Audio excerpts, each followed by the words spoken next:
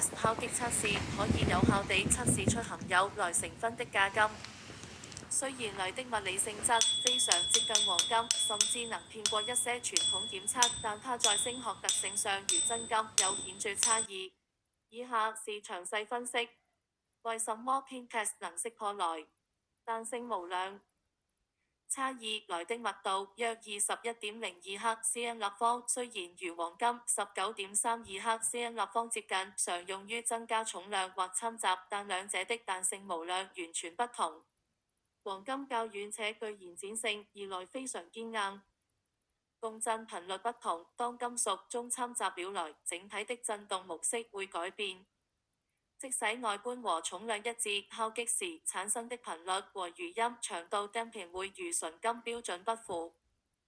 精準比對，由於人耳難以分辨極微小的頻率偏差，配合如 Pincon 等應用程式，能將聲音轉化為頻率數據，並與資料庫中的真金數據對比，一旦檢測到頻率偏移，即判定為假貨。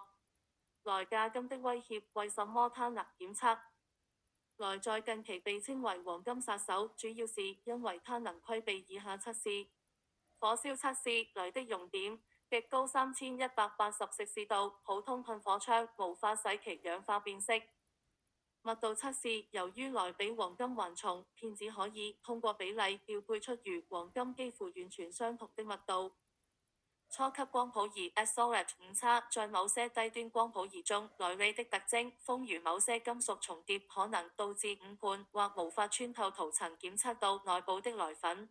專業建議：雖然 Pintest 對於金幣和標準金條非常有效，但針對精密的參鋁價金，建議採用組合測試。Pintest 初步排除材質不均或異物摻雜。高精度 SOH 分析使用專業設備，如 Gray 識別鋁的特定原子信號。切面檢查，如果懷疑是回收金，觀察斷面是否粗糙參鋁金，通常斷面不平滑。